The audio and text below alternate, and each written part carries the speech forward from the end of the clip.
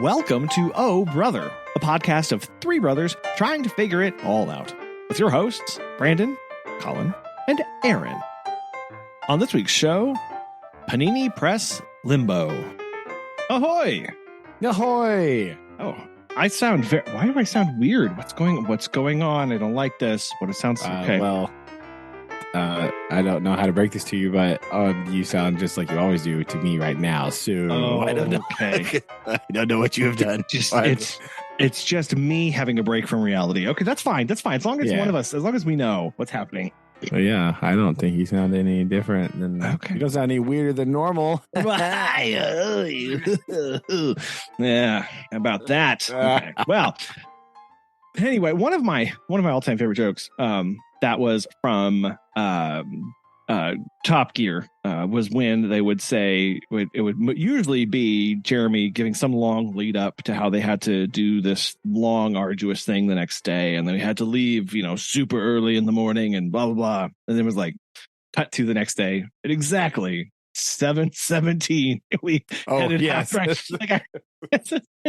And I always knew it was coming, but it was always funny of like this huge buildup. It was all this like, oh, it's this huge thing, it's a big deal, it's don't be late, blah blah. And then promptly at 7:37 the next morning we hit the road. Okay, when he says like 7:22 and a bit, we were left, we departed. Like yep. Just it always makes me laugh, and I think about that whenever I have days like today where it's just like I'm always running like a little bit behind. I just have Clarkson narrating like so at 3:42 and a bit I set off, right? I was gonna say the behind the scenes joke here, listeners, is that we started at 7:52. Yep. Got it. Got it. Just to cut you in here on the behind the scenes joke that's happening here. That is our official start time today. 7:52 and a bit. That was which means perfectly. So. Yes, precisely when he means to. Right? Precisely. Yes, exactly. Man, so the past couple of days have been very intense for me. Very intense. And I have been trying to not become overwhelmed with like the insanity of my schedule, because we did have somebody hired for the mornings. They lasted a day and a half. Lots of things that go into that. Oh no. Fortunately, I have hired somebody for the afternoon. So that's fine. I'm still doing mornings. But we kind of did a little consultation with a businessy kind of person. And they were like, yeah, how are you feeling with like, if you were at max capacity with staff right now, would you still be turning people away? And we were like, oh yeah, absolutely. We'd still be turning away. And then to which they responded with, well, it probably means you need to hire about 50% more people than you have currently. And I was like, I think maybe. No, I think maybe. To put that into perspective, at the time that we were talking with the person, we had 10 people. So we needed 5 more. And we were already down 3. So that is hiring. I feel like that's not good. 7 people. So what we are doing is we kind of were just like, you know what? Let's just see what happens. We're going to see what happens here. And man, the past 2 months have been a complete and utter slog to get people to apply. I mean, there were some times where we were like, well, we'll put this up and see what emails we get in a week and that kind of thing. I don't know what juju is happening out there in the world. But we use Indeed to post our job ads. After 20 applicants, hashtag not sponsored. Not sponsored. Yeah. Sorry, we use Schmigdeed. I just want to make clear to listeners. That's what it's just. I don't care. You say whatever you want. I just want to say no one's paying us. They're not paying us. Yeah. They unless they want to. Exactly. Hello. See, no, it's open. Feedback, Edo brother. Anyway, so we they have changed their system now to where you post a job ad, and with it, once 20 people apply, they close it out and go, if you want this to stay open, either redo the job ad or pay us money and we'll keep it open longer. I get it. They have to make money, whatever. And we were not filling this 20 for like a month or more. The past 5 days, we have been filling it almost every day. Dang. So holy cow. Put in a job ad usually at night. By the next evening, Indeed's like, yeah, you have 20 people. You should be done. So this is good. This is good. However, our job application and tracking and management system was not set up for 20 applicants a day. Yes. So like keeping track of where everybody is in the process, scheduling interviews is not, me doing the interview. Yeah, that's like tough ski. Yes. Yeah. It's hard. So especially when it's like, well, yeah, sure. I'll just schedule like 4 interviews tomorrow. And then you're like, oh yeah, but like each interview also takes like half an hour sometimes if some person's really chatty. So I have to save time for that. So I'm just going to, make sure that's budgeted and that's in the schedule. Yeah. But also the way I am, if I do back to back to back to back to back to back, I am beat by the end. I can't keep track of anything. So it's like, now I've got to have space. Well, now if I'm like, okay, well, I'm putting 15 minutes in between or 20 minutes in between. Well, then all of a sudden these 4 interviews are taking me like 4 hours. 4 hours to do as I'm putting them across other stuff. So it's just like, it never ends. Yeah, that's tough. That's crazy. I don't know. I don't know what's that first tantalizing glimpse of actual fall was like, oh, I know, apply for a job. Like, wait, what? No, I think this is kind of it. Or we have been getting more applicants so here is the one thing that we have, I think we can tease this back to. We use 2 job titles, dog walker / pet sitter and pet sitter / dog walker.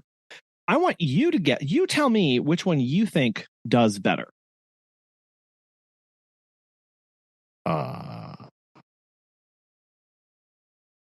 To me, it makes no discernible difference. So I'm gonna just guess the dog walker / pet sitter. Now, why would you say that? Because I feel like the only reason I did this, I feel like the connotation with dog walker is different, right? I don't know why exactly my brain processed that way, but I think like I just think that one. I don't know. I don't really know why. I can't really put a finger on it currently. But I just feel like the connotation of like dog walking and then also pet sitting, like I feel like dog walking implies more like I don't know, like I know what that means. I know what that entails, right? That makes sense to me. Like dog walking. I'm going to take a dog for a walk, right? Pet sitting, a little more vague, right? I don't know exactly what that entails. I don't know exactly the connotations of that job. And so I think it would, like, if it's dog walking first, you're familiar with that one. So you're like, oh, yeah, I know what that means. Boom, right? These are my thoughts exactly, because this is what has actually happened. So as soon as we started putting more job ads that say dog walker / pet sitter, it's the dog walker that's catching people's attention. Now, with this said, don't have a whole lot of like dog walking things right now. So we are trying to grow and we are getting possible inquiries, right? So that's where we need to / want to be growing. It's just like I can't hire everybody for that position. But like when I do pet sitting / dog walking, that it's a trickle. And I think it is the vagueness of it. Also, pet sitting, I think in some people's minds, may be more involved. Like dog walking. Oh, I'll just go walk a dog today. I'll just go do this. Versus pet sitting, like, what all does that mean? And it is a bit more vague. And It sounds like more stuff. Yeah, it sounds like more stuff. You've never seen a pet sitter in a movie, but you've seen those dudes walking like 6 dogs at a time.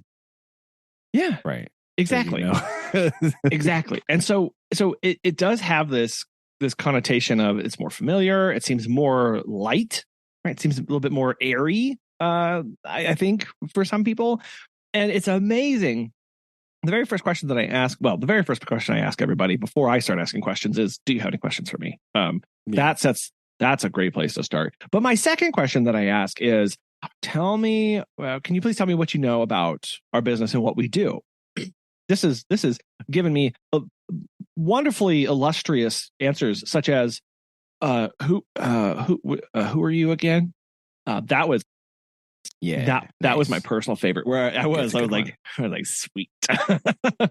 To now, with the dog walking first, the majority of people who call and I ask them this question say something like, well, I know you go over to people's houses to walk dogs and like, I don't know, like maybe take care of them if the clients have to go, versus if it's the other way around, they go, well, I know you travel to clients' homes while like they're on vacation, and I'm not sure whether you stay there while they're away or not. So like it is attracting a whole different subset of people in the world that my pet sitting / dog walking.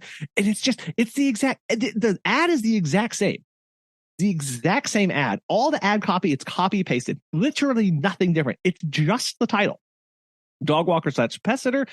20 people apply for that a day. Pet sitter / dog walker. No, that's not what we want to do.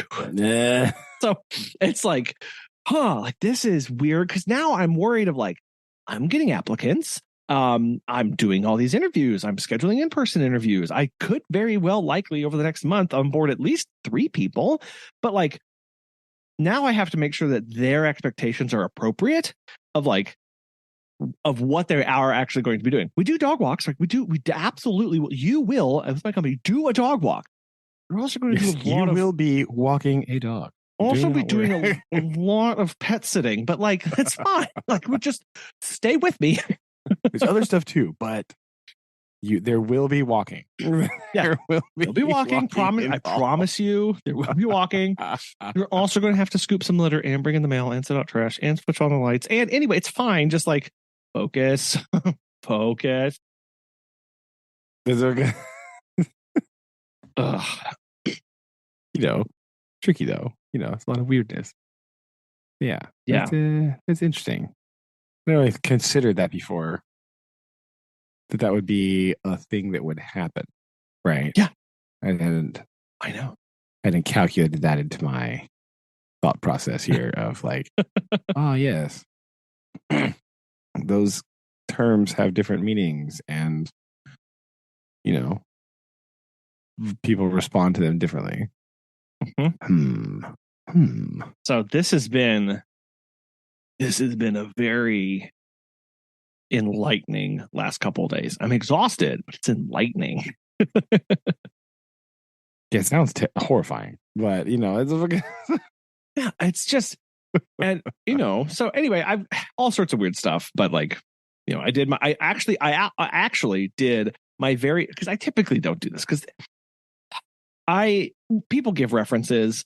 I've called references like once before, but like, what is that person going to tell me? You only put a reference on there if the person's going to be glowing, right? Or like they know they're going to be a reference for you. I mean, yeah, that's true. You don't want to like, right. and legally, like you can get into some gray areas of what you can and cannot ask that person. Like it's not an open book. Yeah. And like when I worked with the Department of Conservation, the only thing they could tell they could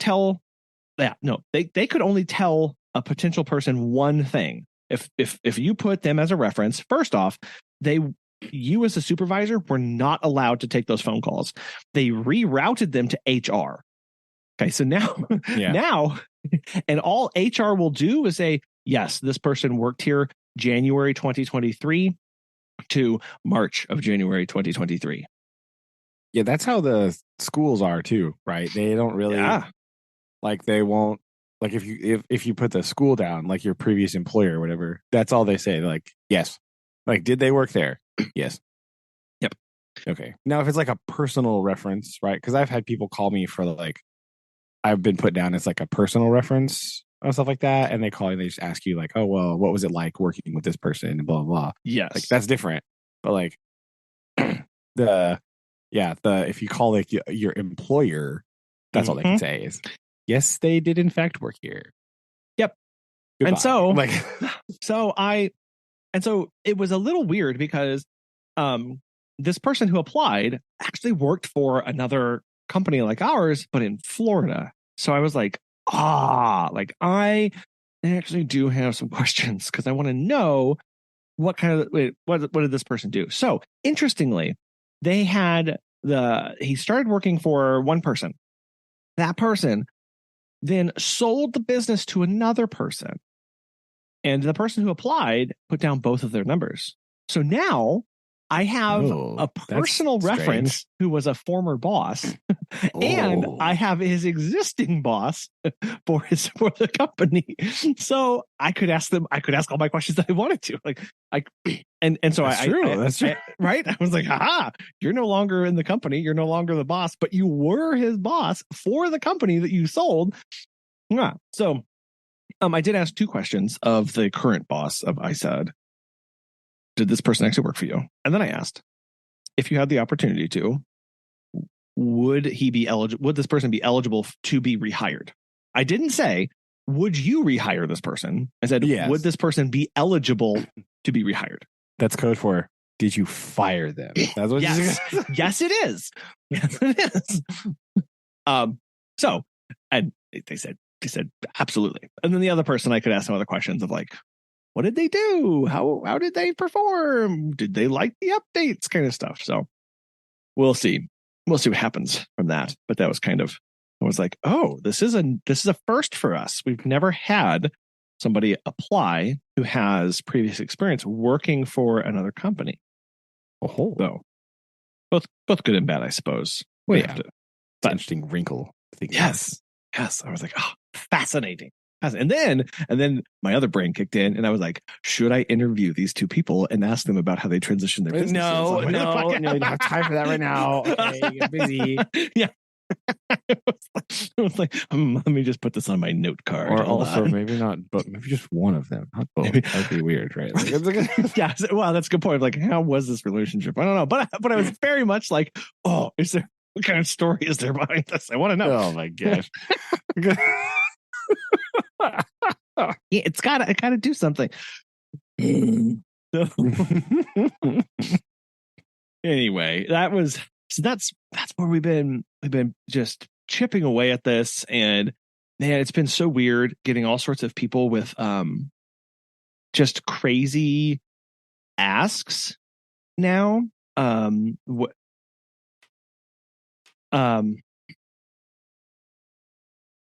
Like what? What are they asking you to do? Oh, well, just like weird things that come up of like, oh, hey, we just moved here from California, and I actually am moving a catamaran business from California to Missouri. I'm going to be going back and forth over the next month. I need you to possibly take care of my dogs. I may or may not be here on the days that you're here because I'm not exactly sure of my travel schedule, but just go ahead and, still show up anyway. And I said, when are you leaving? How many catamarans are actually in Missouri that need transporting? That is my actual question here, right? Like, what? How does this business model translate from a coastal state to the Midwest? What on earth is happening? I have so many questions, right? Like, is Taney suitable for catamaraning? Like, I don't know. Yeah. don't know. And then I get the only thing I can think of is like they'll take your boat from Taney to Stockton to Lake of the Ozark to Bull Shoals to Beaver to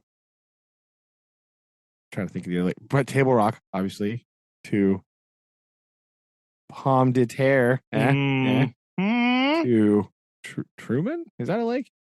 Yeah. Yes, Truman. Yes. Okay. Yes.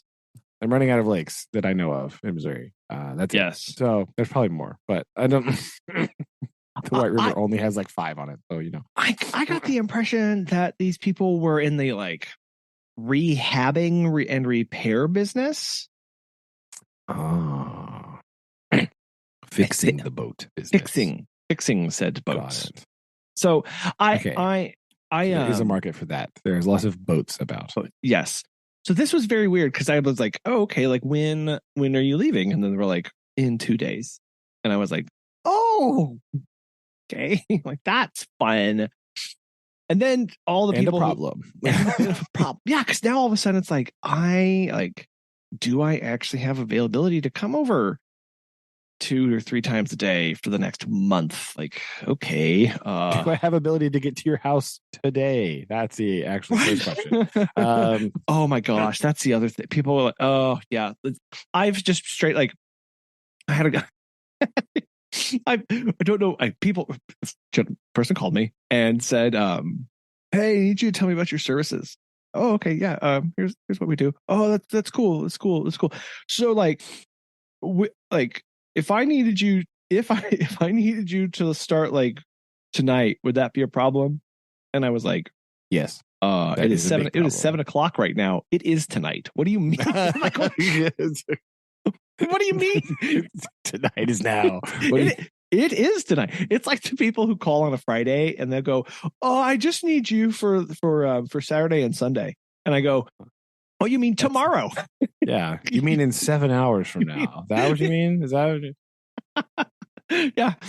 And I was just like, for the person who called about, could you do like tonight? I said, no, we cannot do that tonight. Best of luck with your search. It's like, call your neighbor. Bye. Oh my gosh. And I like technically, like, sure, I could have rushed over and done it and gotten ready and all this stuff, but like that's not a good fit. Like that's not a precedent to set either. Like no, I can't be doing that. It's impossible. So yeah, and then I had another person who had another, basically like it was either same day or the next day. Oh no, this was the other. Are you're not ready for this? Go ahead and sit down. Okay, great. So hey, good luck. Good thing I already am. Okay, good. But I got a phone call from this person, and they said, I am in Kansas City with my Great Dane, who is losing control of their limbs. They're on medication. I am leaving. This was a Wednesday. They said, I am leaving on Friday for a 2-week trip that I have planned, and I can't miss this. I can't leave the dog at my house because he does need to be monitored medically. Like the vet needs to monitor him over the next 2 weeks while he's recovering from this condition. So what I need you to do is, and they said, but here's the problem. My vet, who he's established, there's a lot of problems in this sentence already. I don't really. Yep. The person said, but the problem is my vet doesn't do overnight boarding. So what I've arranged is my dog is going to stay at the emergency vet clinic overnight, but then they're going to stay at my vet during the day.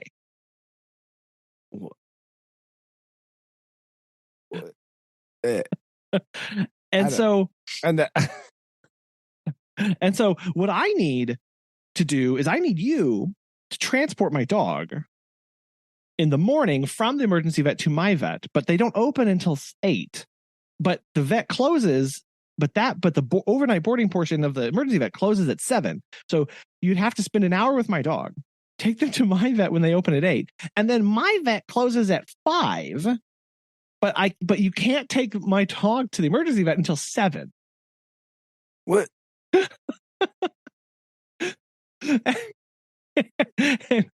I'm so confused by this whole thing. Like,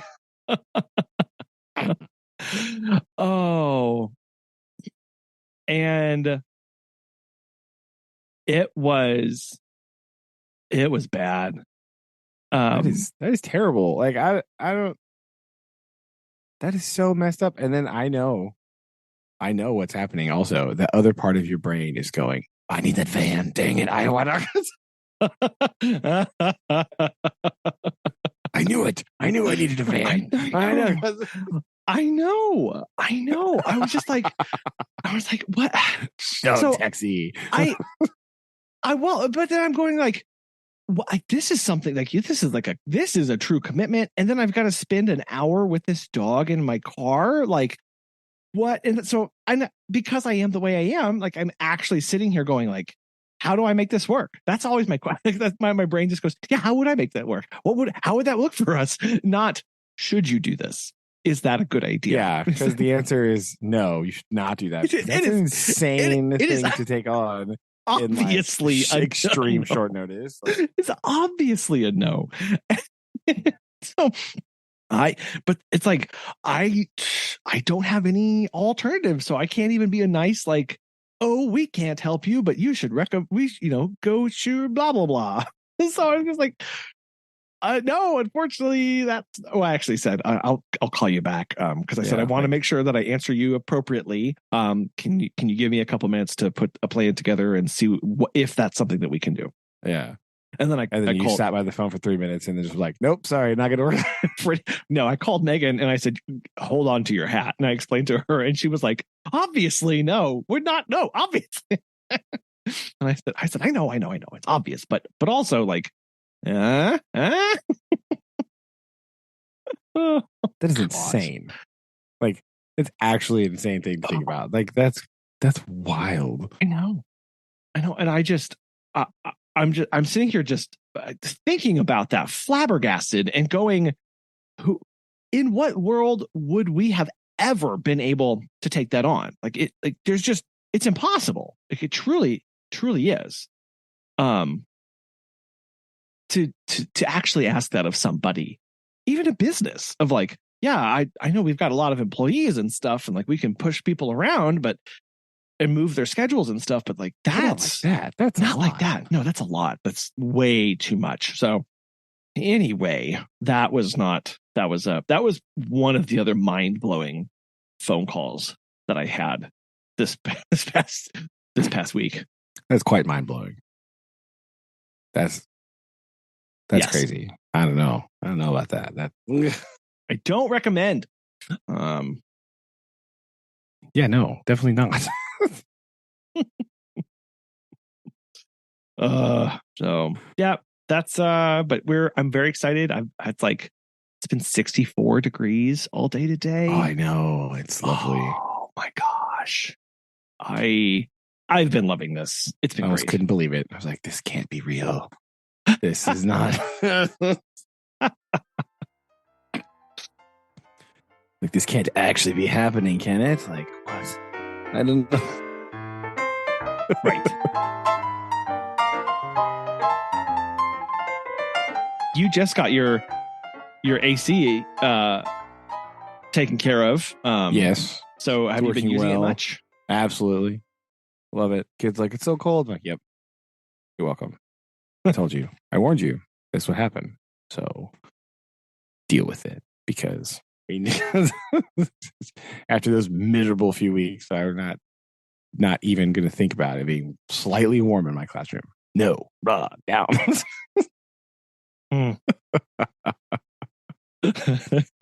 So yeah, it's been nice. Mid recess, very nice, lovely out there. So good. But yeah. I don't want to talk about work right now because it's making me very angry, and I'm very grumpy about like just many things. But I do have. Yes, it's not going well. I'm very upset about my life in general. So, I have had a tragedy though at home this week. Oh no! Now again, slightly overuse of the word tragedy, right? But no, I'm putting it all caps in the show document. 3 exclamation points. Our sandwich maker has died. I'm so sorry. This is a very upsetting. Oh no! Thing, right? And now I am at a quandary we are, I should say, are at a quandary about what to do about this particular problem. Right? Because like finding a replacement is like looking like very difficult. Just be like the options for sandwich makers, aka like panini press devices, are like real weird, and they're either like really cheap and bad or like very expensive, and I'm not really about that part. So what to do? And so where we were talking today a lot about like it's nice, it's a convenience, we use it a lot, but we don't like need it, right? Yeah. Other alternatives here. So it's a very, we're in a quandary, right? Like, I don't know what to do about the death of the sandwich maker, right? It's tragic, sad, had it for a long time, use it like all the time, and now it's died. So, I don't know. I don't know what we're gonna do here. This is okay. Appliance death is one of my is a terrifying thing, because you do get attached, you do get used to how they work and operate, and then yes, you find yourself a decade later going, it's what do I do? Yeah. I think we've had this thing for approximately 12 years. Yeah, we done. Yeah. I see. This is like when Megan and I got married. I don't know where we got. This isn't really appliance. This is just more utensil stuff. But we got to this day my all-time favorite spatula pancake flippers. Right. I don't know what these things are made out of, but they're have a very. It's not a super long handle. It's a real short handle, and the flipper part is like super flexible, but not like. But it will hold its shape. Like if you just set it out. Okay. Yeah. It's rigid, but it's slightly bendable. So it makes it nice when you're trying to like scrape up edges and stuff. It's also not like flared like out, a silicone rubber type situation, perhaps. Something similar, kind of ish. Yeah, it's but like firmer, maybe. But it's not rubber. It's not actually not a rubber. Yeah. It's like a. Oh, I would say the way I envision it is if you scrape the Teflon off of a Teflon pan and then like cut it to the shape of a pancake flipper, it's kind of like that texture, but it's a little bit bendable. Anyway, it's weird. One of these was nobody's we don't know who it was. It was me, but it was. I put it in a drawer and then I shut the door quickly, and the little flipper part was up in between where the door was going to shut, and it pinched it and then snapped off a corner of the little pancake flipper. Right. And I was like, oh, that's fine. We'll just go get another one. No, these things exist. They do not exist.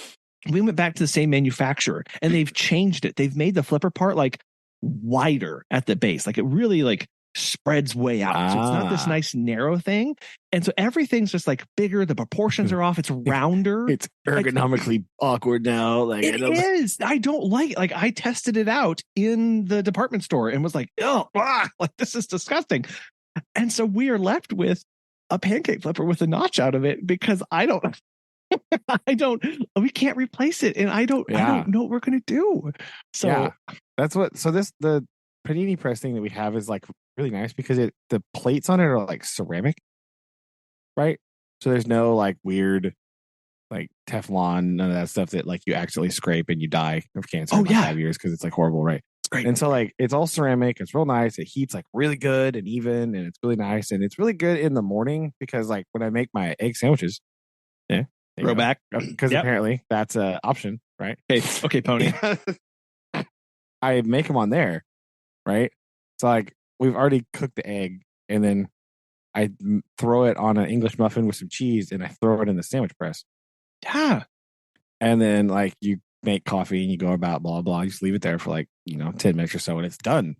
So you don't actually like actively do anything. You just sort of set it on in the thing and let it go. And so it's very nice for in the morning, and it's very nice to make sandwiches, right? When like lunches and stuff, I do use it all the time. But like there's other things in my house I can make a sandwich with, like, the oven, or I own an actual toaster, right? But like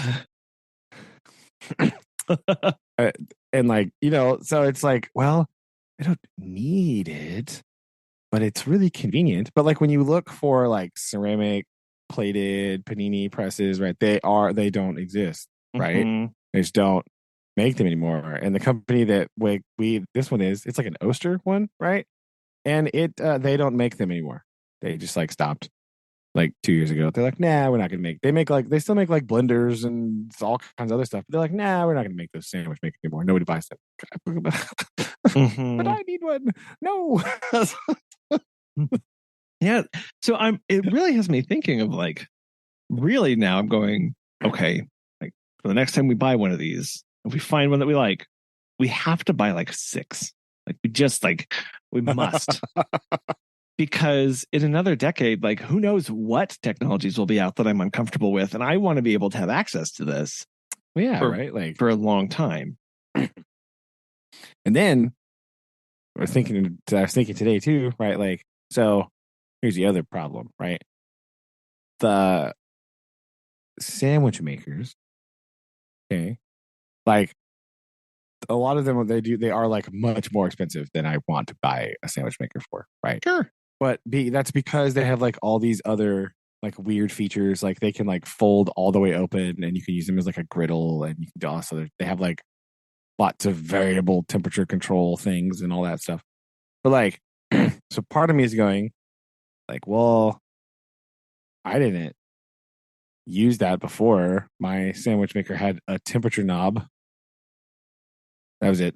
Right. Boom. Just like, it was like, there was no numbers. It was just like, this side is less hot. This side is more hot. And it was kind of vague because you're like, well, where do I put the knob? Sure. But once you find the spot, you just leave it there forever. You don't worry about it. And so I'm like, I don't really need that. And I didn't use any other features. But then you're like, but did I not use the other features because I wouldn't use them, or because they're not available to me? Oh, and well, now you're an eternal question. You're like, well, and then if I did get them, would I actually use it? Mm-hmm. Or would I just continue using it like only a sandwich maker? Because if I want to do that, then I don't want to buy this one that has all these extra features, because then I'm not getting good value here, right? Like my value per dollar spent is lessened because I'm not utilizing the things here. It's very, it's very problematic. Well, right? I don't know. It is because a lot of these things get added to a product over time because it's like value packing is what they're trying to do. Yes. Of going, it's so annoying. Well, we need to, we can now put all this in here, so now we can charge more for it. But the marginal cost of adding an extra button is less than we're going to get out of it at the end that we can charge for. And now look at this panini press with 17 different features when, a decade ago it only had 2. Like, look at that. And going, well, I don't need it. Can I just have where's the base model? Like, just have a base model? That'd be really nice. It's like all the upgrades on cars. Like, I was thinking the same thing. Like, right? Nobody wants the base model. And not just that they don't want them, but they're very rarely stocked even. No, like it's almost, if you go into a car lot and try and find bare bones base cheapest model, the lots don't have those. Some of them exist in name only, right? Yes. Like, I don't know if they made the requisite. They might have made like the requisite 500 that you have to be like, yes, it exists. And then that's it. There's actually no more. Right. Yeah. Like where does this actually, where are these? And so, it's in, so what they do is, and I see this, if you look at the cars being sold, like just look at the little badges on the side. Like I drive around and it's not just a where you live kind of thing. It really is a what's stocked. What are people ordering? So like, just look at right now, the new Tahoes are rolling out and everyone's buying them. Like, I don't see any, like the most common one that I see is the high country, like at this like way up mega trim. I see that all over the place. And it's frustrating because then I know like, well, prices on everything are going up, but like, are they going up because like, are we unable to make things cheaply, like and less expensive? Or are manufacturers choosing not to because they can get a lot of profit on those higher end models? And it makes me angry. Yeah, that makes me very angry as well, right? Like, because like if you think about it on a continuum, right? Like there are absorption points in the profit margin where like here's the maximum profit I could make, right? But if I did these other things, I could make slightly less profit and then like still make things affordable for people. But it seems that all the decisions go, no. Why would you want to do that? I must maximize every cent of this, right? That's just like what is expected for some reason, because apparently it's not 2023, it's like 1883, because this is like a very gilded age like thing, right? This is what happens. If you kind of think about this is all like when you hear about like Robert Barony stuff, like Andrew Carnegie and all this stuff. This is like what they were doing, right? This is like, yes, we're just gonna like, who cares how much it actually costs to make it? Here's what we're gonna charge for it. So it's like, is it actually worth that price? No, it's not really. It's like, this is what we're gonna charge you for though, and this is what you're gonna buy.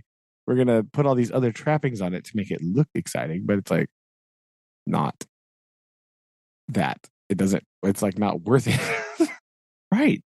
Like, yeah, just want sandwiches. That's all I want. I don't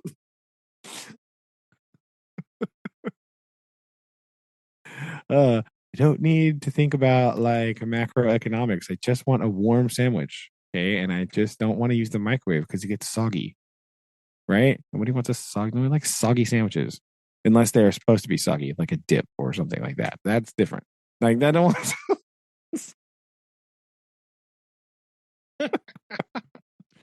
Oh, jeez. don't want an unintentionally soggy sandwich. There you go. I should clarify that there. There you go. Thank you for that. So yeah. So yeah, I mean, where does the panini press stand at this moment? We don't know. It's still in limbo, right? Okay. Still in limbo. I think what we're going to do is we're going to just, this one's done. So we're going to just throw it out. And then we're going to take some time and see how we manage Sans panini press. And we're going to see if it's actually an integral part of life or if we can be replaced by the things that already exist in our house.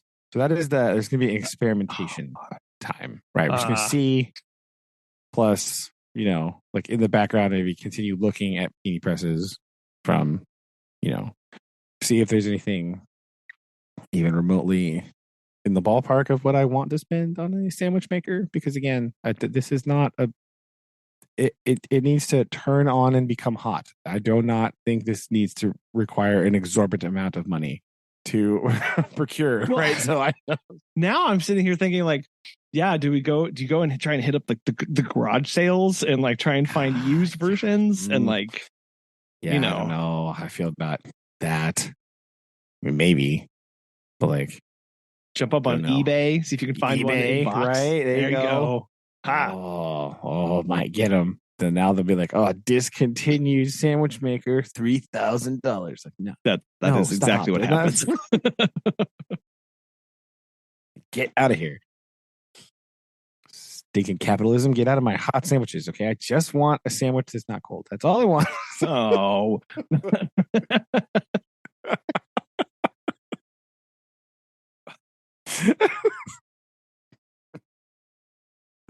So yeah, that is my big quandary for the moment. What to do about this kitchen appliance that is no longer. It's very sad. But I don't know. I don't know. So big quandaries here.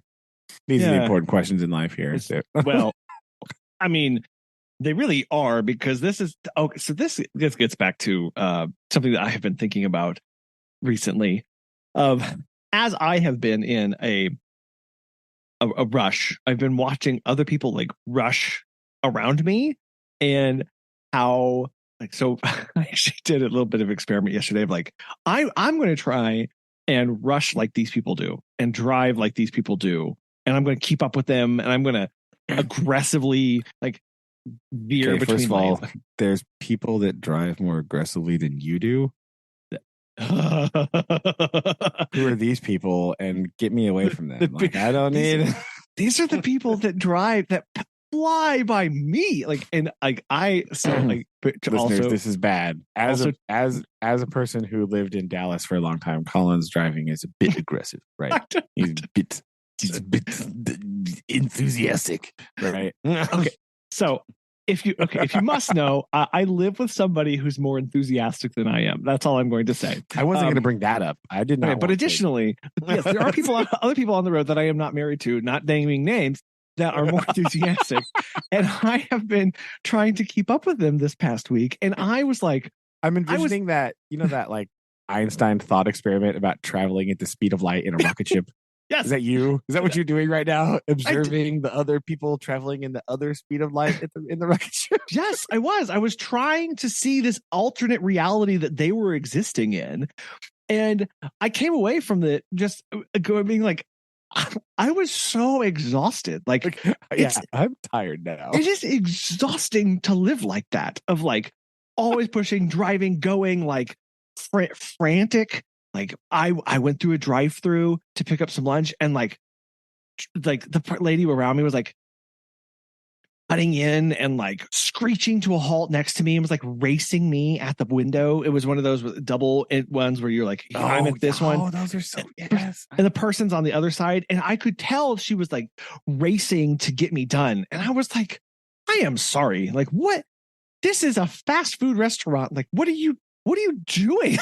Like, I understand things happen and things come up, but like, you are racing me at the window to order your food. What? Go home and talk to yourself about that in the mirror. Like, I was like, oh my gosh. Oh, it was exhausting. Just trying to like always basically go at like, it was like at stoplights of like from 0 to red line. Like, that's what like people drive like that. Like, just immediately go like attack. I don't know how these people live their lives, and just putting everything into context, being like, at the end of the day, the important questions are which panini press are you going to buy? Like, yes, that's really what matters. It's not like racing out the window or like beating me off the line. It's how comfortable you are in your home and having nice things around you. It's just like, oh, it's so bad. Yeah, we yesterday we were coming home and we stopped like in the at the light, the four-way light, you were turning to the right. So we pulled into the thing, and then we had to wait, kind of like there's like a yield thing where you're waiting for the cross traffic to see if they're coming. In the intersection, you kind of have to pull up and then like kind of look. Okay. And you never know, right? You understand that you're not supposed to change lanes in the middle of the intersection. Yeah. We all know that people do. So we pulled up and we're waiting, kind of wait to see. And then like hesitate like 7 seconds, right? Pull up, look, hesitate. And in that time, the dude behind us like came up real close and started honking.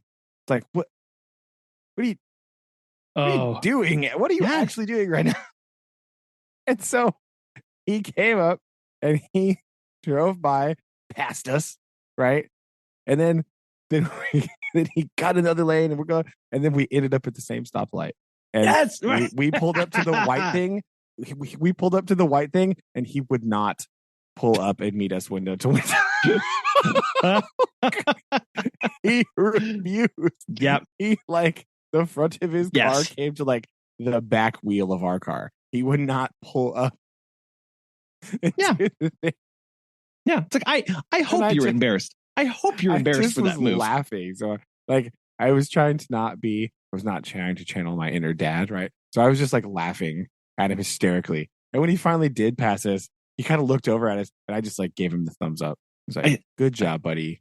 Glad that you like actual thumbs up. I was giving him the nice hand sign. Gave him thumbs up and was like, here you go, but good job. I'm glad that you conquered driving today. Glad that you met this challenge. It was so difficult for you to do this. Yes. Yep. Exact same thing happened to me last night. I'm going home. I'm on the highway. I'm going 65 in a 60. Okay, and I've got on cruise control, and we're driving along, and there's a truck, and of course it's a lifted Dodge naturally Ram, and he is right on my tail, and like he's kind of doing the like swerving back and forth, not aggressively swerving, but like he's going and drifting back and forth in the same lane. Oh, so and it's like a Formula One driver, like yes, exactly. And I know what he's doing is that he has calculated that the next turn is too close for him to veer around me aggressively and then get into that, but it's just far enough away that he has to wait, right? And he's really angry about that. And so what he does is, as soon as that little right lane like opens up just a little bit to where he can do it, he veers over to the right. I see a huge cloud of diesel come up behind him. And then he has to immediately slam on his brakes because there was a car broken down on the side of the road. And I too gave him a thumbs up as I drove past. That's what I've started doing. I've been just giving them thumbs up, right? When they do like really dumb things and they just like, I'm just like, good job. Yeah. Good. I hope you're proud of yourself. It's I hope less you're proud. I hope you're proud that was your response to this today. Way to go. Yeah. Like, I think, yeah. It's less passive aggressive than the clapping that I used to do. Oh yeah, they kind of see that sometimes. So yeah. So just the big jolly thumbs up. But it really, I have been thinking about that whole thing a lot the past 3 days, really, because of just how hectic my schedule is, and like I really am like just extremely time constrained, and there's not a room for a lot of extra things. But I've also been trying to not internalize that aspect of like feeling the anxiousness, of feeling of like, no, like I really have to leave in the next 2 minutes. And if I don't, my entire day's off. Like not getting to that point of like anxiety, because it becomes all consuming. And then when I tried to live it for a little bit as an experiment, I was just like, oh, I need to lay down for a little bit. This is too much. Yeah. Yes. That sounds terrible. I don't like. I have to be like that in my days to some extent, because like I do have 55 minutes of class time, right? And so I'm like, okay, I have to maximize like all of these seconds. So I do find myself having to be like, yeah, we gotta go back. But like, I try not to overdo it too much. Well, yeah, and I think I think you can. It is a fine line. You can be timely without being anxious about it, though, right? Like like that, or not being worked up about it. And that's where I think this also this kicked me in the face, because I've been doing 30-minute visits for pet sitting for 11 years. Like they feel very natural to me. I know I have a flow. Like there was one day, a couple times this week where I didn't even look at my phone, like track my time. I just kind of like ended, and I was like, oh, okay, yeah, I had 3 minutes to spare. Cool. Because I just, you get into this pace. But one of our new hires, we finished a visit, and her first words out of her mouth were, oh my gosh, that went by really fast. And I could tell that it was this like, this anxiety was starting to grow as they thought about the rush of time and how quickly that went by, and how they were worried about this now, and having to go. I had to, actually, at the end of all of our visits, we pulled aside and went, 30 minutes is sufficient for you to do whatever you need to get done. And if it doesn't get done, it wasn't important, right? Like we prioritize the important things. And if you can't get to it, just let us know. Now, this isn't an excuse to not do anything in 30 minutes. Like you can be busy, but kind of just trusting I can get everything I need to get done. And if it didn't get done, it wasn't supposed to. And being okay with that. And really like and having that mindset of going, I have enough hours today, right? Like I really do to get done what needs to get done. And do I get everything done that I want to? No, but here's tomorrow, right? I'll try again. Yeah, but it's just hard and annoying. Oh yeah, no, it is. I 100% agree. To backtrack to something that you were talking about earlier. Oh, about the restaurant thing, the drive-through thing. Oh sure, okay. Yeah. Oh, I read an article yesterday, and I feel like I'm not the first person to say this, right? But I feel like I'm just going to throw into this ring here. I feel like McDonald's has lost the plot, right? I feel like they don't remember that they're a fast food restaurant, because I saw a thing the other day that was like McDonald's plans to remove self-serve drinking fountains by 2032, or like drink dispensers. And I was like, what, right? Why? What is the, like, you know, I think they're thinking about it as like people don't want to go in to McDonald's, right? You know, they want to focus on like drive through and stuff. But I haven't met just too many McDonald's employees in my life that are happy, right? And so asking them to give me more beverage, I feel like it's just really not going to play out well. Well, you know, like they're already like overworked and stressed about a lot of things, and they have to deal with a whole bunch of like craziness. And then if they're going to have like lines of people just being like, yo, can I have some more drink? They'd be like, ah! When they used to be a way to solve this problem. Yeah, when people did their own thing. And here's the thing. Here's the thing. Which one is cheaper to run, a self-serve or a full service? Yeah, kind of restaurant. Like, or like this is why we don't have this is why we have self-service gas stations now. We don't have full service because it's too costly. It's not efficient. It doesn't make sense. Like there are benefits. It doesn't make sense. Sorry. To that. Was it Oregon or whatever? Washington? Which one of you has self-service gas stations? No, that's ridiculous. Yeah. Like, yeah, it's so weird. And I feel like just on top of like all the like, we have premium sandwiches. Like, you're McDonald's, dude. Nobody wants to spend $12 on a hamburger at McDonald's. Okay. That's not why you exist. Okay. You exist to be cheap and fast. That's it. That's it. That's the only thing. I feel as though this, like, I feel though this started with their branding of the McCafe. Yeah, I don't like the McCafe thing. When they brought in all the kind of like weird-ish coffees, food items, kind of things. Like, this is about the time they all turned brown. Yes, but not in like a cool 80s way. In like I was just about to say cool 80s way. It's not a cool 80s brown. No, it's like a boring generic brown. Yes. Right? Like, I know we've talked about this before, but like, I enjoyed when every single McDonald's you ever went into was completely different on the inside. Yes. It was a magical time. It was like an adventure.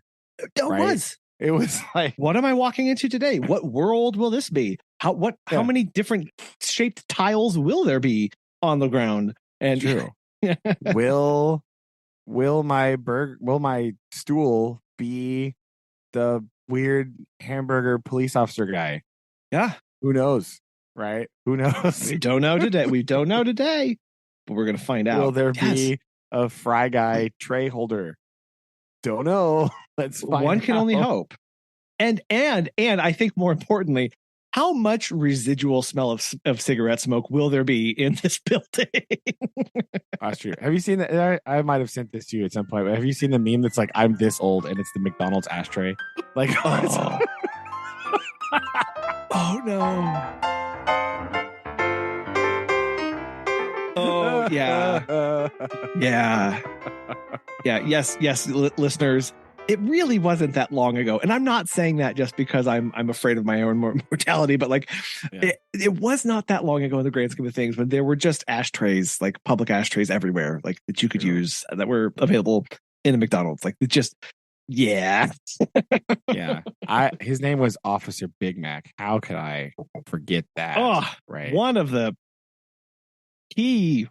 Yeah. People. I think at some point we might have to do some sort of McDonald's retrospective about these characters and just how bizarre this was. We might get a rating for that one. Some of them you could go in there and there would be like, it's just Mayor McCheese hanging out and like Birdie the early bird on a mural on the wall, or like an actually like painted on the trash can, and other ones were like strange, like there's all manner of insanity in these places. What I think happened is when you opened up your franchise, they gave you a palette of options to put into your store, right? They were like, here's a catalog of all of our figurines and all of the paintings that you may have. Pick and choose your own adventure, people. Have fun. Like really go to town. And some people were like, I want it all. I want it all this themed. Other people were like, no, it's just, no, I don't want that. The boring ones were just like, oh, we just want the Ronald McDonald thing. Yeah. The bench out front. Yeah, the bench. No. Yeah. The bench, the weird bench. The real ones had like the McNugget buddies or like the Happy Meal gang thing. Remember those weird things, right? You remember that craziness? Oh. There. So yes, again, when we moved away from like that, like it's just cheap food fast. Boom. Now it's like, we have like premium food, but it's also moderately quick. Like that's the weird trade-off. Like now you're paying more money and it's slower. Yes. So we're going. Why would I want to go? Going back in time here, right? Back in time. Yeah, the whole reason that you were invented is to thwart this problem, McDonald's. Okay, right. You know, like the reason you exist is so that people have another option that is not expensive and slow. And now you have devolved into expensive and slow. Like why would you want to go there? But the reason that they did that, like you can tell that they are swinging back from the volume of sales now to the cost for each item and going, oh, if I make a somewhat fancy burger, I can charge $4 more for it. And so, and it costs me a little bit more to make it, but I have to sell fewer of those than my really super cheap 99-cent burger to get there, which let's just think, it was faster and controversially, this is my controversial take here, right? When they changed their beef patties, right, on some of their burgers, because now it's like they're all like, oh, it's 100% fresh ground beef, right? Well, whatever. I like the old ones better. I do not like the new quarter pounders with cheese. Right. That used to be my favorite, like quarter pounder, right? That old quarter pounder. I liked it. I like the old frozen, already cooked one, because the new ones, a couple things happen. Number one, they're not cooked right sometimes, and they look raw. Okay, I'm not going to sugarcoat it here. They look bad. You're like, I don't want to eat that. Like, I don't trust that this person who's been working at McDonald's since 7 o'clock this morning has actually cooked this burger. Right? Oh, yes. It's not their fault. It's just that, they've been here for a double shift, and I don't know.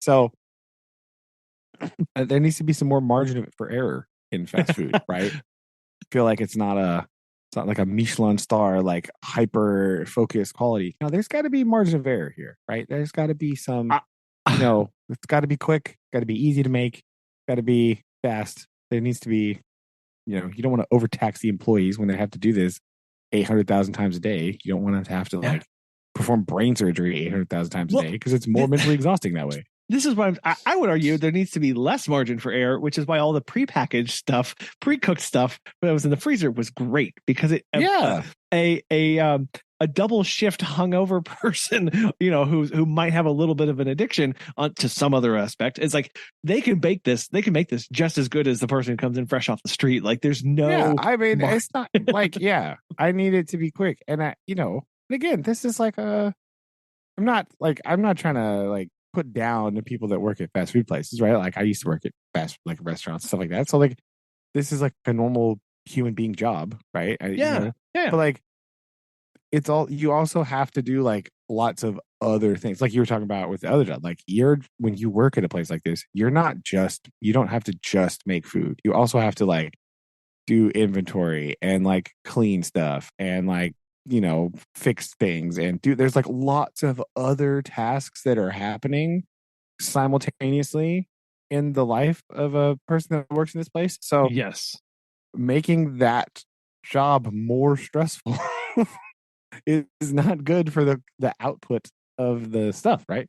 So and right, McDonald's has always been on this like for a while now. They've been trying to do this like, oh no, we're they like pretend that they're like food is healthy, right? They like lie to you sometimes. They're like, oh yeah, no, it's totally healthy. Like, first of all, it's a cheeseburger, so stop. I don't know. Remember like the mix salad shaker? Remember that? A weird thing. Right? Yeah, they was like really reaching for that one. It was like, yeah, right. Okay. Yeah. Or like they have those weird salad things, like and with all the stuff. But like, and then so when you say like, oh, my beef is like, because also weirdly there's some sort of like internet cult of like what beef is like important or whatever. I don't know. But they're like, oh, this is like this like fresh beef and it's blah blah blah, and like I don't know, maybe Wendy's just hurt McDonald's in a tweet at some point and they just feel the need to like really like push back and say, no, we have fresh beef too, Dave Thomas. I don't know what you're talking about. So like, but it just feels wrong. It's not good. It feels off brand to me for the brand that I once knew and loved as a child.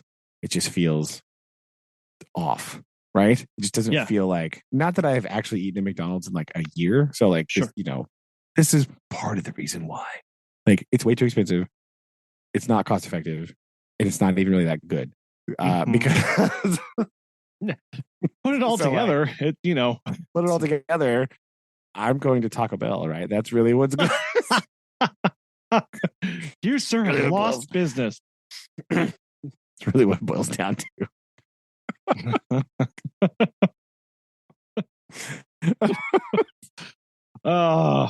Yeah.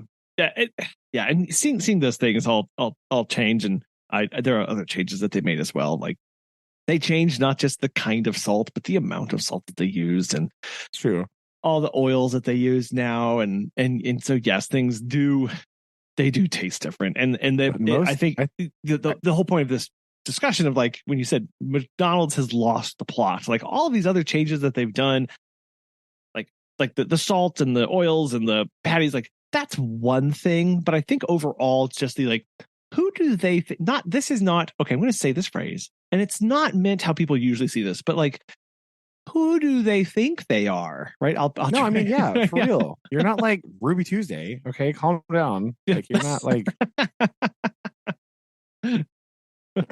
I think whenever you start taking away the Hamburglar, there's a sign of trouble, right? When you lose like, because like McDonald's is supposed to be like fun, right? That's why you go there as a kid, right? That's why you have nostalgic memories of McDonald's, because it was an enjoyable experience. Yes. Right? Sitting in a brown room, but again, not a cool 80s brown. Okay. There's an important distinction here. Very cool 80s brown is different. But and it's an important distinction that we have to hold dear. It is. But like there's like stuff to look at, and it's like interesting, like visually interesting, and like there's all this stuff.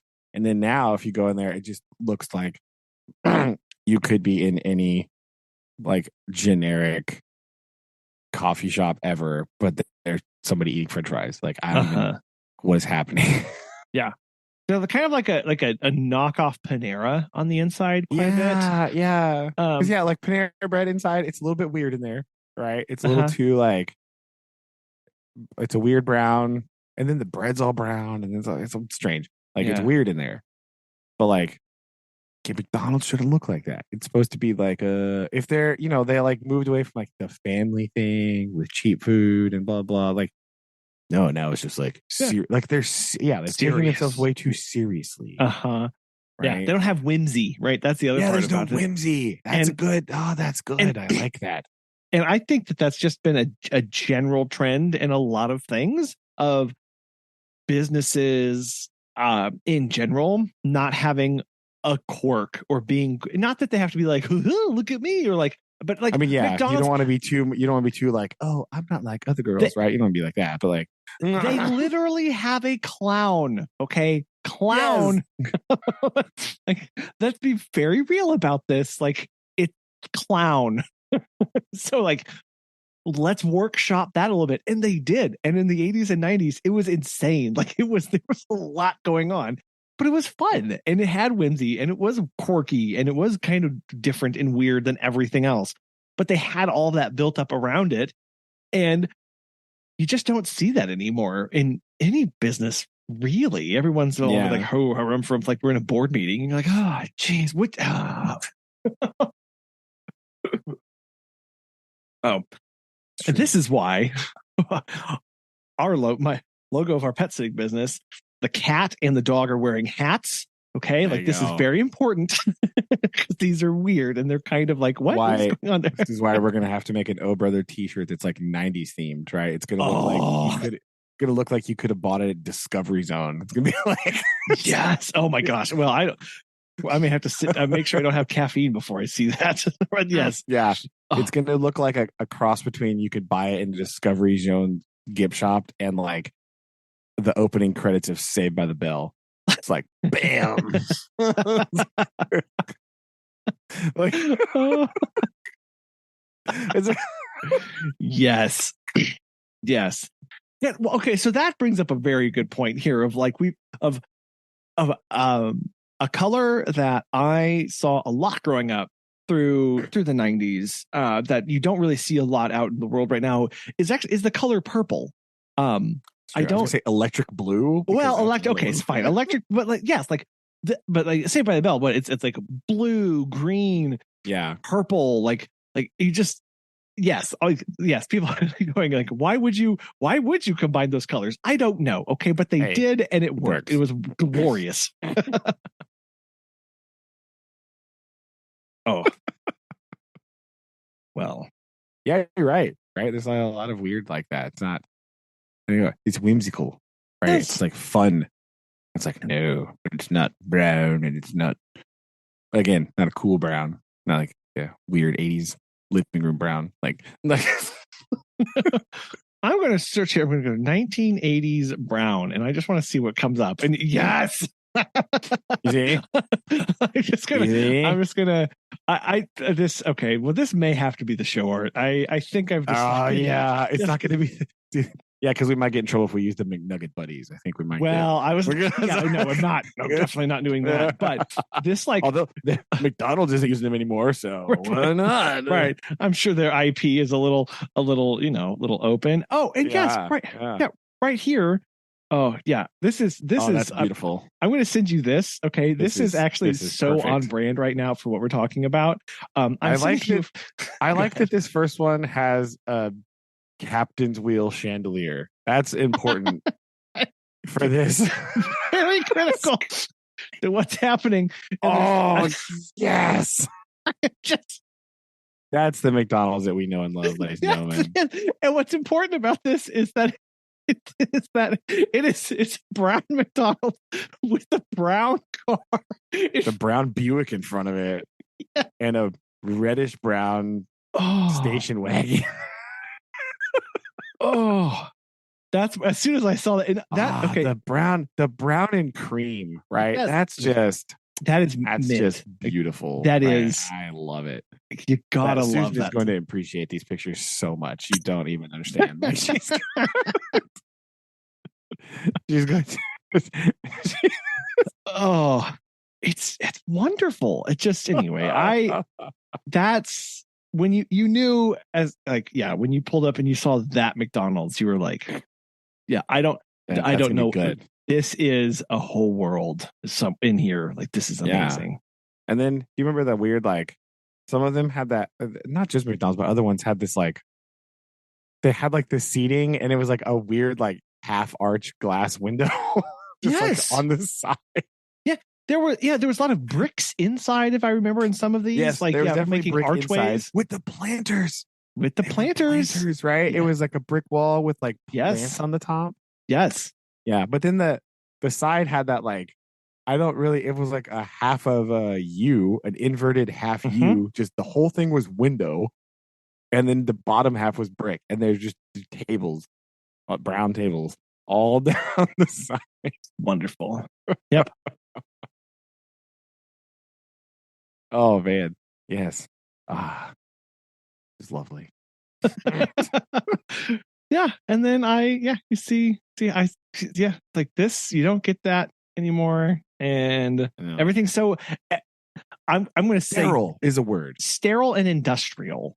Yeah, right. And this is, I think the browns, the beiges, the creams, that kind of stuff, like it felt a lot more. It just felt a lot more earthy. I mean, it's literally brown. It's literally like the color of dirt. So like brown.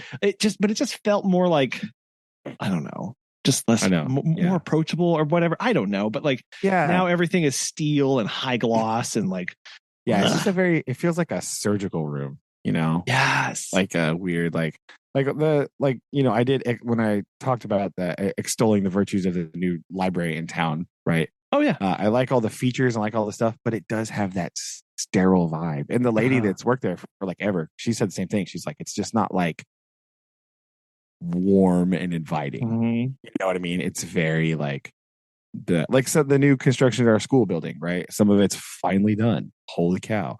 But like it has that same vibe. It's like sterile and like austere, but like in a weird way. Like it's just not an inviting space to be in, right? It's just not like it's like some of the tile on the walls like very stark white and like hurtful, right? It's like it's like what you'd see in like a Stanley Kubrick movie where they're trying to give you an environment of like discomfort, right? That's what it's like. Yeah, it's very harsh. Yeah, and that pair that with like LED lighting, and it's like, yeah, it's not an inviting place to be at all. But yeah, there you go.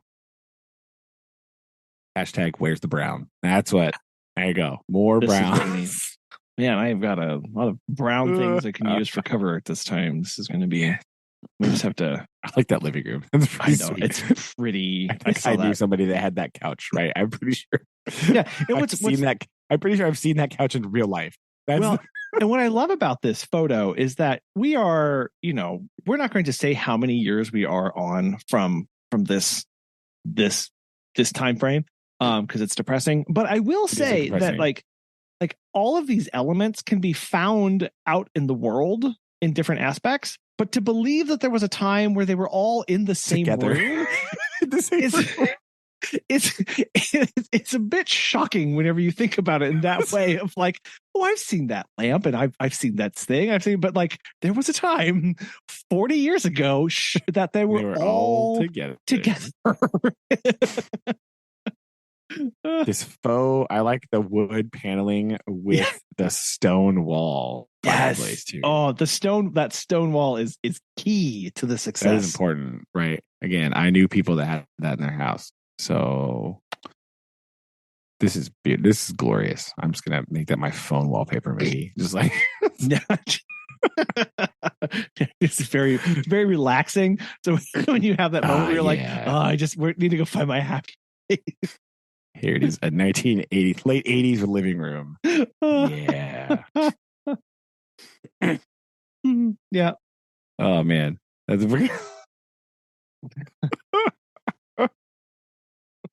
I can hear Dan Quayle spelling potato right now. That's what I can do, right? That's what I'm doing.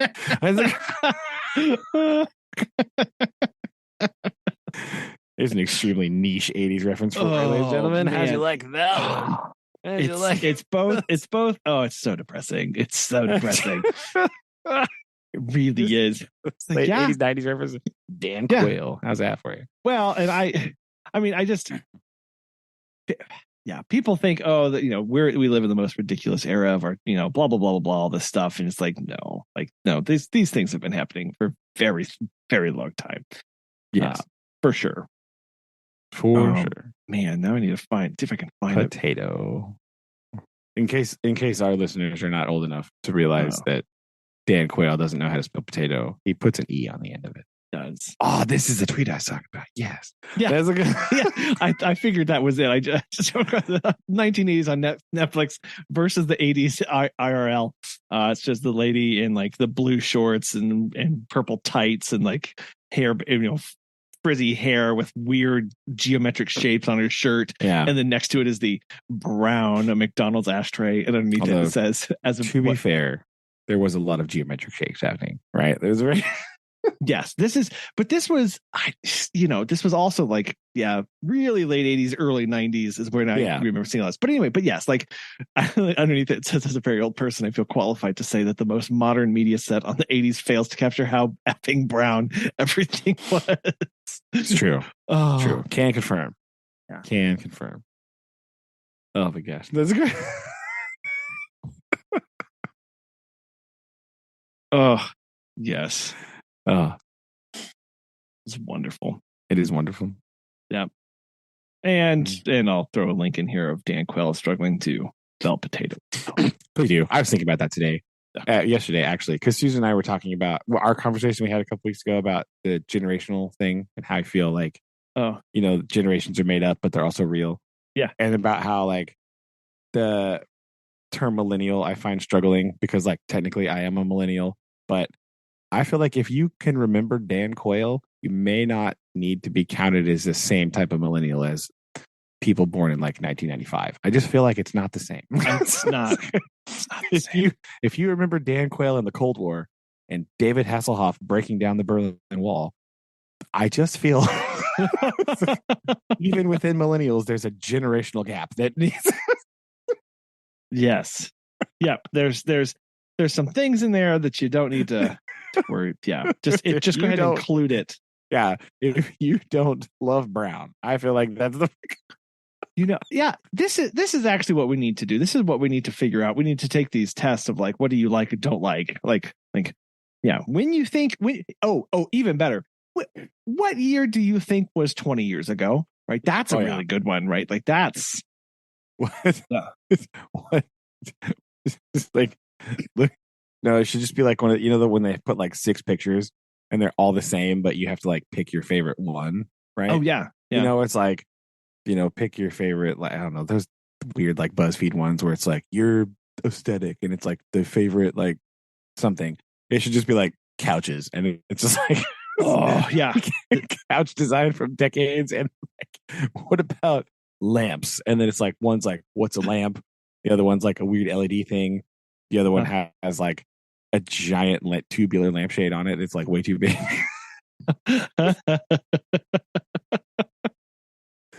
That would be excellent. I feel like that would be important. Yeah. These are the things that are important in life, right? People stop rushing to get through your drive-through and frantically weaving your way in and out of traffic.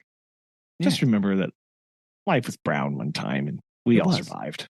It was glorious. It was very glorious. Gloriously brown. It was. Yes. Before we wrap up, I have a question for you. Okay, sure. Would you be interested in a Halloween themed movie watching challenge?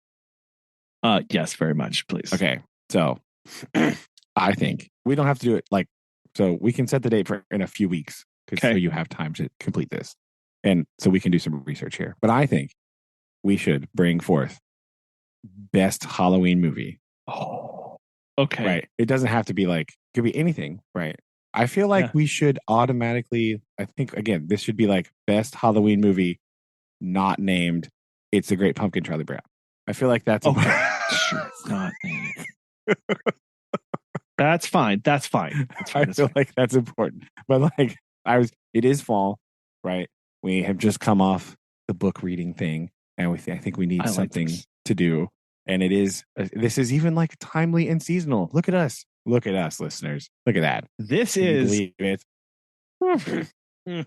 It's not like us at all. So I just think this is very off-brand. I don't like it. Never mind. This is a bad idea. Well, the on-brand part is it's very vague, and I imagine our answers are not going to be the same at all. So yes, I am very interested to see what. Yes, so we will. Yes, I like this. I like this idea. Best Halloween movie that it's not named. It's The Great Pumpkin, Charlie Brown. Because I mean, I don't really love Halloween. It's not like my favorite time of year, but I am excited for it to be fall because it has been 1,000 degrees outside. And so I thought this would be a good way to celebrate that. But the only Halloween movie that I ever watch is It's a Great Pumpkin, Charlie Brown. And I don't want that to be the answer. Okay. Because that's just way too easy. Because clearly it's wonderful. So Okay. Yeah. And I can light it out for a couple weeks from now. But okay. Yeah. Well, this will give plenty of time to sit and think. Yeah. And then we can, I like this. This is something we can work towards and have brewing. See what I did? There we go. Oh man. Okay. Well, this is best movie. Do you want to do but in the past we've done like a top 5 or top 3 or something, or do you just want to? Yeah, we can do that if you want to. We can workshop that part. Okay. And that way, again, for a couple weeks away from now, so we can offline. We can think about that. Yes. But if we can do 5 or 3 or something like whatever. Yeah, I think that'd be fine because those are usually I like doing those of ranking a couple different ones and what we bring to the table. So plus then we can watch more ridiculous Halloween movies, which I do enjoy. So now to start the search. Okay. Yeah. This is good. I already have one in mind. Oh no. Okay. I want to watch it again because I haven't seen it in a long time, but I have one that's going on the list somewhere probably. Yeah, most likely. I mean, depending on how I group things, I think I may already have 3. So oh man, I gotta get with it here. I gotta. Anyway, but we will do that. I like that idea. We'll try our best. So okay. Man, well, homework required. Yes. That bombshell. We gave ourselves timely homework. That's incredible. And not just timely homework, but we gave ourselves time to actually do it instead of let's figure if we could do this next week or something. So cram it in. So look at this. Yeah. This is called adulting at its best. Yes. That's difficult, but welcome. Manage this once. What? Don't expect a lot, people. It's fine. Yeah, true. Okay. Well, very good. Well, we will move forth with that. All right. Okay. Love you. Love you too. Bye. Bye.